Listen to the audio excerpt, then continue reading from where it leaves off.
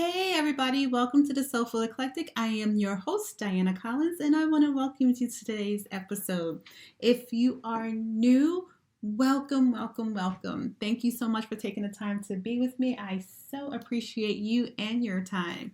If you are returning, I just want to say welcome back, welcome back, welcome back. Thank you, thank you, thank you for taking the time to sit with us, listen. I know it's just me, and I always say us because sometimes I have another person with me. I am not schizophrenic, I promise you.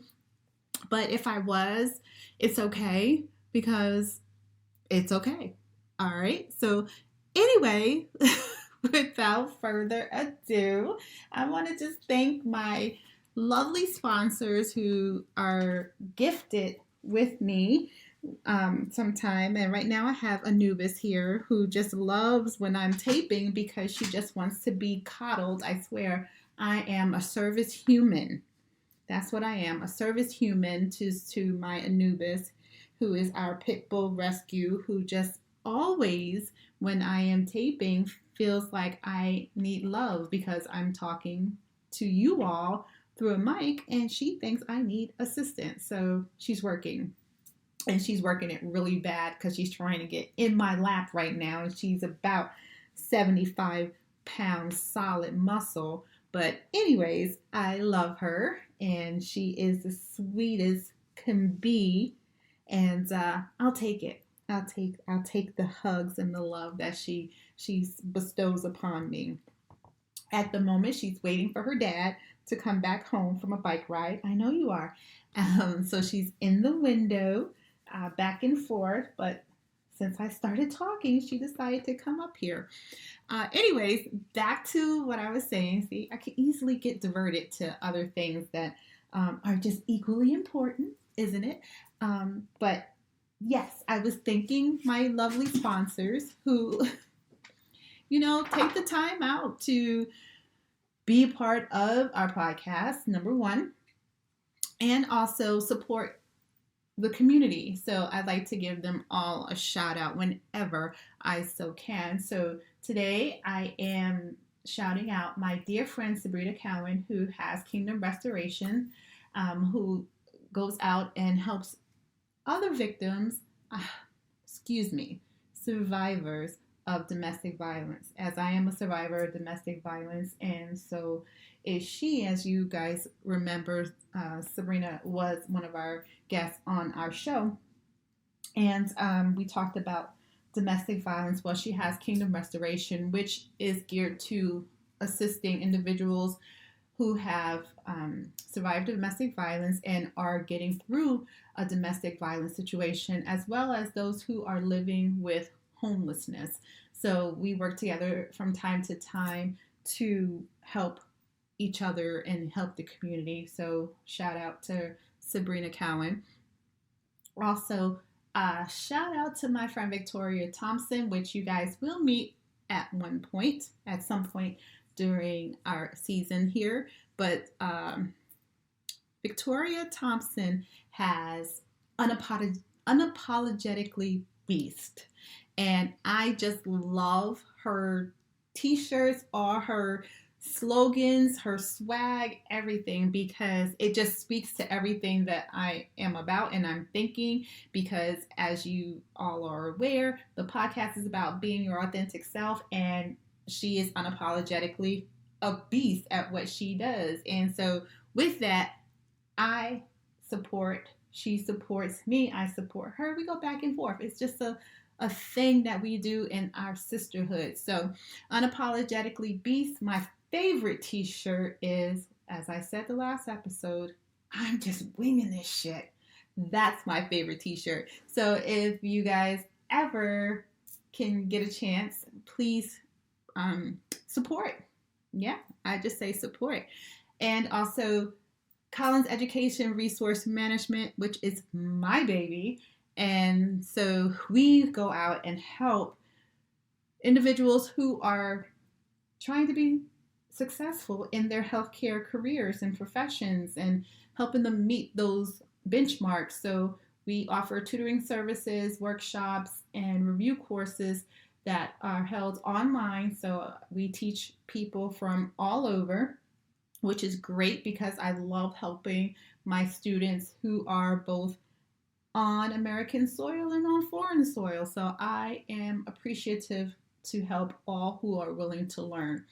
And also the Divine Nubian Essentials. So I am thankful to have Divine Nubian Essentials as my product because it is made for all to use in their hair and on their skin. And it's all natural. It can be used by old and the young, and also it's safe for your environment, 100% vegan. So definitely check out Divine Nubian Essentials and see if you like our product. I know I do. Anyways, so let me just cut to the chase because today's a juicy episode. I'm telling you, it's been a quite an ordeal of happenings here since I started. Man, I tell you, I don't know even know where to begin. It's insane. It's insane. And not even bad insane, it's just life insane and life life's journey and transition.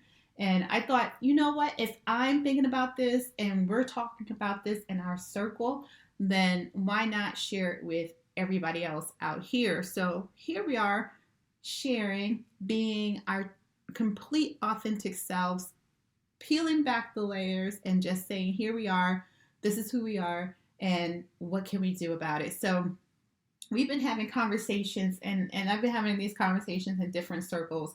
As everybody well knows, I am a healthcare professional, so I get the down and dirty of everything when we talk. Everybody just strips down and layers of who they are, and it's just like, this is me. I'm being 100% honest here. Help me. So one of the things that we were talking about, just to give you a little more clarity on what I'm saying, because I know that was just a whole muddy mess of things, but we were talking about us as we age. Now I'm coming upon, I like to say, a woman of a certain age, right? Because as we say, as women, we should not divulge our age, but some people do and they're proud of it. And I'm not knocking anybody. I'm very proud of my years. I am 47, and in 3 years, I'll be about 50. So, of course, everybody can do math, right? Duh. But anyways, so yeah, I'm approaching that 50 mark.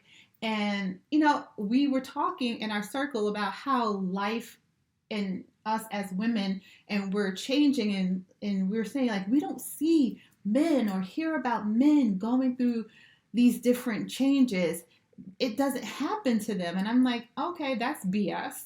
Okay, because men do go through the change. Okay, they just don't vocalize it the way we do as women, because when we as women are going through those hormonal changes, it really does affect us, right? It affects our mood. It affects our metabolism, how we're gaining weight and how we're able to not lose weight. It just affects us mentally, physically, and spiritually. So yes, we are very vocal about it. So one of the things that I tell my friends that I wanted to share with everyone here is that men have the same issues, except they don't speak on it because they were raised to not talk about their feelings, not talk about their erectile dysfunction, like I talked about when I talked about penile health, right? So they were raised not to discuss that unless it's their healthcare provider, and even then, it's like pulling teeth to get that. They won't say it to a female provider, but they'll share it with their male provider. So, which is fine, long as you're sharing it with someone, so you can get things, get help for whatever issues that you may have. But anyways, so we talk about men not having the same experience, right? So let's start with us as women, since I am a woman biologically. So I'm thinking, okay, here we are. So for those of us who are women biologically, and we are experiencing that estrogen dip, that progesterone dip. We have had hysterectomies and either partial or complete. All these things impact us. We're aging, so we got that postmenopausal thing going on. So we got all these pieces. Now, if you listen to the vaginal health um, talk that I did a couple of months ago, this speaks to that as well, because with those hormonal changes, as I said, we got mental, physical, and spiritual things that are happening with us. And most of the things that affect us that seems to be forefront for a lot of us is those sexual changes that happen when we are deficient in our hormones. So, in our circles that we were talking, and it's just a couple of people that I was talking to just to kind of get a perspective. Because again, if I'm going to have a conversation, I would like to have references besides my research that I can refer to. And what it is that for those of us that are in relationships, be it being married or being in a steady monogamous relationship with your partner for X amount of time, once you hit a certain point, not only in the relationship, but in your health wise, we tend to have a decreased libido, right? No other way to say it but that, to have a decreased libido. And with that, how do we combat those challenges? And I know when we talked about intimacy and sex, that was one of the things too that we talked about, was the difference in how we view intimacy. And for us, some of us as we age, I don't want to generalize it, but for some of us as we age, we view intimacy different. So my perspective of intimacy can be very different from when I was 30, when I was 20, and from when I was in my teens. Of course, it varies. And what happens is you meet different people in those time frames. Now, I met my husband when I was later in life, so I was at that 40. So it was just like at that tip of the end where my hormone level was like at its peak, and then now it's starting to dip down, right? So we talked a lot about that and how we can navigate being more present. That's the way I want to say it, right? Being more present, because it's not that we're not present, it's just the fact that we have to change how we view it. I think that's what I'm trying to say. Because what happens is, right, I'm just going to use me and my husband as a reference point, because I don't want to put anybody else's stuff out there. But if I'm going to have a talk show, I'm going to put my stuff out there. So here we are. And there's nothing wrong with our life. It's just like you with any relationship, when you hit a mark, you want to be better. And I don't believe in this 7-year itch kind of thing. And no, it's just one of those things where you're constantly conversating with your spouse on how we can better communicate with one another. And as we age, the communication changes, right? So how I would express myself 5 years ago is different than how I would express myself now. So with that, we had to sit down and have a conversation on what his version of intimacy looks like and what my version of intimacy looks like. Because from his perspective, my version of intimacy does not look like to him that I'm interested in him at all. So, he has that constant battle of, do you find me attractive? Do you not want to have sex with me? Do you want all these things run through his mind, and he is comfortable with himself to have that conversation with me. Most men are not comfortable to have that conversation. So we as women are left to figure it out, thinking that what we're doing is perfectly fine, when in actuality it probably isn't for that person at that time. It was probably fine 5-10 years ago, but now it probably isn't, which leads me to believe, in my opinion, that is why individuals, both men and women, decide to step out on their relationship, because either one of two things happens. They don't have the conversation on how to get their intimacy needs met because it has changed, and they don't know how to express that. So they don't know how to communicate it. And that's actually two things, right? They don't know what it looks like. They don't know how to express it. So therefore, they don't know how to communicate that need to their significant other. And then, and that goes for women too. That goes for women too. Like, we really need to sit down and like we say in healthcare, do a needs assessment. Do a needs assessment. What do we need in our relationship now, where it is? Not where it was when you first met, not where it was when you were 5 years into your relationship, when you were 10 years into your relationship, where you are right now.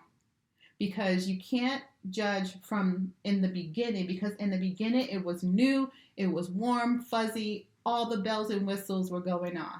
Now you're past that bells and whistles. Now you're at that, what we like to call the day-to-day living in a relationship. How are you going to maintain that spark, that intimacy, that closeness?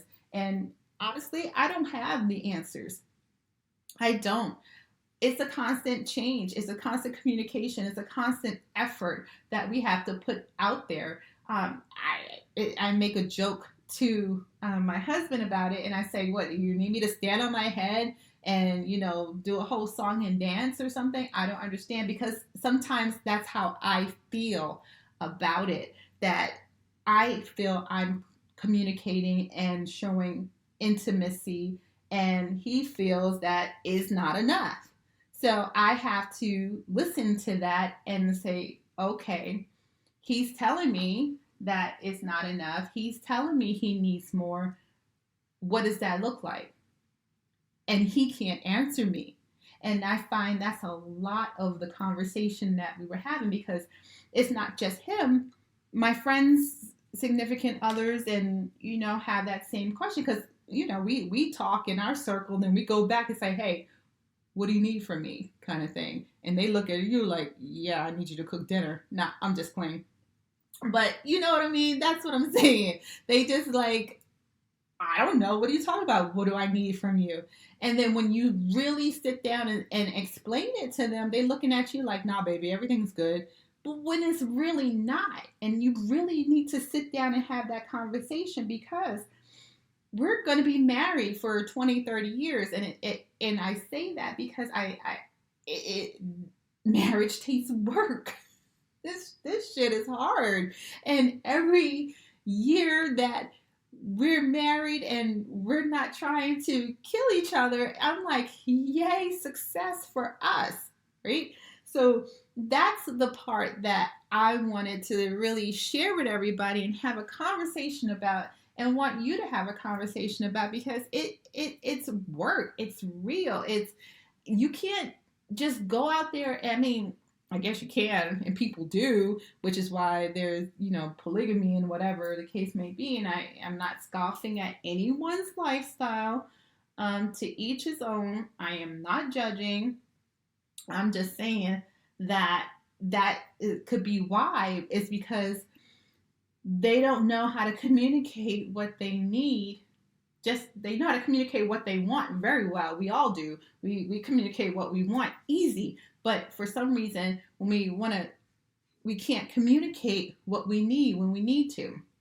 And that's what I want us all to try to get better at doing. I'm working on it on a day-to-day basis, on communicating better with what it is that I need, identifying within myself what it is that I need, and then taking it and having a conversation with my husband about what it is I need, and then asking him, what do you need from me?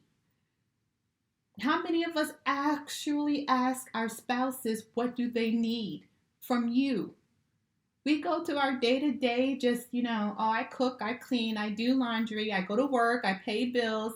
We sit and we have dinner. We go out to dinner with friends. We go here, we go there. But honestly, have you really asked what it is that they need? And are you willing to give them what they need? That is the other question. And you have to sit with yourself and ask yourself these questions. And I believe that that is one of the reasons why a lot of, I don't want to say, yeah, I want to say a lot of relationships and marriage fail because we don't know what it is we want and need. We know some of the want, but we don't know a lot of the need to help us. And we really need to sit within ourselves to figure that out. Otherwise, we're both just spinning our wheels on how to be better humans for each other. And it's funny. My husband and I, we went to an adult store, right? Because again, as I said, we're trying to keep ourselves up and running. And sorry, Mom, if you're actually listening to my podcast and you hear me say this, yes, I did go to an adult store and with my husband, and I saw this card, and I laughed. This is why I mentioned it. I saw a card in the store, and it said, "Are you willing to have the same vagina every day for the next 50 years or something like that?" And he looked at me. He's like, "Yeah." He answered it without skipping a beat. And I don't know if it was because the clerks behind the register were looking at him and he was like, just had to answer. And so afterwards, we had a conversation about it. And I was like, "You answered really quick. Are you sure about that?" And he was like, "Yeah." He's like, "I didn't get married just to get divorced." He said, "When we got married, I said, you are my first and only marriage. I am not doing this again." And I meant what I said. And, I am willing to do whatever I need to do and communicate to you what it is that I need, and to continue to have us be a successful unit. And so when I said that, I meant that. Yes, I am committed to being with you. And so I was like, okay. But I'm glad I asked, because otherwise I would have been spinning my own wheels about, oh, does he really want to be here? Does he want to go somewhere else? That kind of thing. So I challenge you all to sit down and have that conversation with your significant other and say, hey, what is it that you need from me to, as in this time frame, right? And I say time frame because we change as we age, as we move on from career to career. We're changing. We're constantly evolving. So at this present moment, today, what do you need from me? And would you be willing to share with me when that changes? And go from there. And as I said, I don't have the perfect answers. I don't have the solutions. My marriage is not 100% perfect. Nobody's is. Well, I don't know. Maybe somebody's is. I don't want to say nobody's is. But that's something that you have to be willing to sit and have a conversation about. And I know, I mentioned, being biologically female. And that's no disrespect to anyone, because my individuals who have transitioned either male to female or female to male, that's a whole different bag of hormones and adjustments that we need to tackle. That's a whole separate thing. So now, since I just mentioned it, let's talk about it. All right. So talking about those are individuals that have transitioned from male to female, female to male, their hormones are coming from an outside source, right? So they are not going to have that hormone decrease like we do unless they're out of balance. Then they'll start to feel it. Otherwise, their hormones are delivered from an outside source, so they're going to maintain a pretty consistent balance as long as they're getting their follow-ups the way we're all supposed to. Now, here's the caveat with that. When our, and I'm trying to, I guess I'm not trying to, I'm trying to say it respectfully and also give the right information, because, I got so many thoughts running through my head and I don't want to get them all jumbled up, because as I navigate this is actually part of my dissertation for my doctorate. But so I'm trying to pull information from there and then life information and make it make sense. But individuals who have outside source for their hormone replacement, who have transitioned, like I said, female to male, male to female, have that outside source, testosterone, estrogen, progesterone, etc. So they may not have those dips like we have for those of us who are biologically male, biologically female. That poses a different challenge because they have been put into a pubescent state.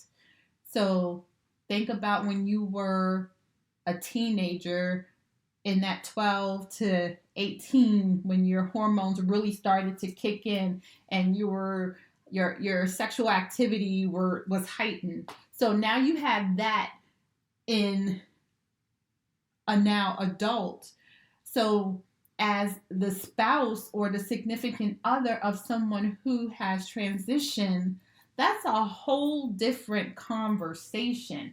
And believe me, I would love to sit and have a talk with anyone who's willing to share, because it's hard to navigate that, because that person has the hormone level of a 13-year-old boy, and here you are sitting at 30, 40 years old, and you're trying to slow it down, and they're revved up and ready to go. How do you handle that, right? So that's a whole, like I said, that's a whole different conversation, but yet it kind of falls into that same thing, because it's that conversation again.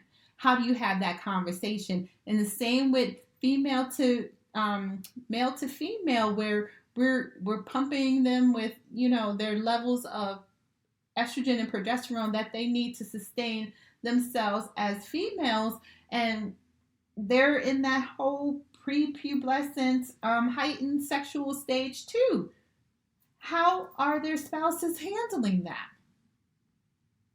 What does that look like for them?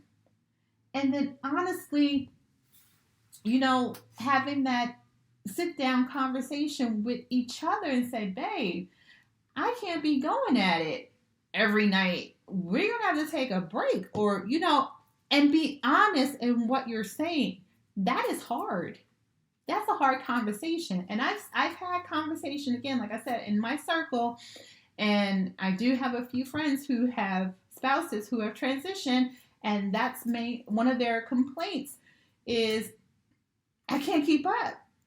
I can't keep up.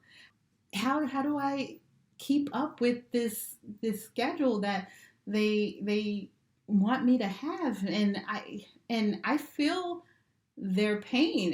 It's rough for them, and I only say that because my husband is younger than I am, just by a few years. But even that, it's like, come on, I'm tired. I've been working all day. Can we put this on the calendar for another day? And sometimes, I know that sounds really harsh, but sometimes you may need to, especially when both of you are working and you have other things going on, other volunteer things, other work things, whatever. We have so many things that we are doing that maybe it's not such a foregone conclusion for you to put it on the schedule and have plan days. I know it takes the spontaneity out of things, and maybe you can have some individual response, put it on your own schedule when you want to be spontaneous. And they don't have to know that it's not actually spontaneous, that you actually put it on your calendar that, okay, outside of our Monday, Wednesday, Friday, whatever kind of schedule you create, I'm going to, dress up on Tuesday, whatever. and I'm just making up stuff. Honestly, I don't even have a schedule. I don't even know what the hell to do. So yeah, I'm like I said, guys, I'm just winging this shit, and that is some honesty right there. But yeah, so it's just one of those things, and like I said, I am so open to have the conversation with anyone who's willing to have it. Like I said, I have a few friends, not very many, who have spouses that are transition, and that is one of the things that we did talk about was the fact that the hormones have them at that whole prepubescent, if not pubescent state, and they're like horny teenagers. So adjusting to that is a whole different ball of wax. So it's one of those things again that you need to have a conversation with your spouse and say, hey, I know this is where you are, but this is where I am. How can we meet in the middle so that you get your needs met, I get my needs met, and we're both in a pleasant place with one another, not trying to seek help outside of our marriages and relationships. And nobody wants to hear that. But when your spouse communicates that to you, and it's like, shit, that's a real thing, and it is. And you can't be, I mean, you can if you so choose to be like, well, whatever. If that's what you want to do, then you go ahead. I mean, you can be that way because people are that way. But really sit within yourself and decide, hey, what do I want? What do I want the next month, week to look like when it comes to our relationship? It doesn't have to go all the way out because, like I said, we change. So, what do I want it to look like? And just ask yourself this conversation, write it down, and then have a conversation about it. We need to talk to each other more. During the pandemic, I mean, we talked to each other a lot, right? Because you were in the house with your spouse, you were face to face, and you had to have those deep conversations. Maybe not. But now that some things are semi back to the way it was before the pandemic, now no one's having those conversations because now we're like I said, back to the norm, so to speak. So who's now the conversation is like, okay, do I really need to have the conversation? But yeah, you do. So sit down, think about it for yourself, and then pose a question to your spouse, or pose a question to your spouse together, and then write them out separately, and then come back and see where you are, and then see if you're both on the same page. And if you're not, how can you get on the same page? Because I'm sorry, I'm not trying to be on anybody's dating site. I am not swiping left, right, up, down, you name it. I'm not doing it. All right. I don't go to bars. I am not that person. So if something were to happen to my spouse, God forbid he passes before me, or God forbid he leaves me, I am not going out here, put myself out here trying to get to know somebody again. And, no. And it's not to say that nobody is worth that time. That's not what I'm saying. It's the fact that it is time. And with everything that I have put into not just my marriage, but relationships before my marriage. I had 2 other relationships that were long term before I married my husband. He was number 3. So before him, there were 2 others, and I gave a lot of time. Y'all, I'm tired. I'm just going to be honest. I'm tired, and I don't think I have it within me to really give any more of that time to anyone else. And so my husband, we had this conversation, and he's like, well, you wouldn't remarry if something happened to me? And I said, hell no. Hell no. Okay? I have enough dealing with marrying you. I don't want to do that again. I really don't. And if that means that I walk alone for the remainder of my years, then I walk alone. But honestly, to really go out and actively seek somebody, nah. If somebody happens along while I'm traveling, living my best life on a set, on a new film or whatever, and it happens, okay. I may entertain it, I may not. But to actively go out and put myself out there, sorry, not gonna happen. And I'm okay with that. I'm okay with that. So, with that, I'm going to just close out and just say this. Let me know how you feel about this conversation. If anything resonated with you, if you had questions, if you just want to sit and talk and jam about how you feel and how you've changed over the years, I'm down to listen if you're down to talk. With that, I'm going to close out and say thank you for taking the time to spend with me. Take care of yourself and each other. Be a good human. I try every day. Some days I succeed, some days it's a total failure. But at the end of the day, at least I tried. So take care, guys. Namaste.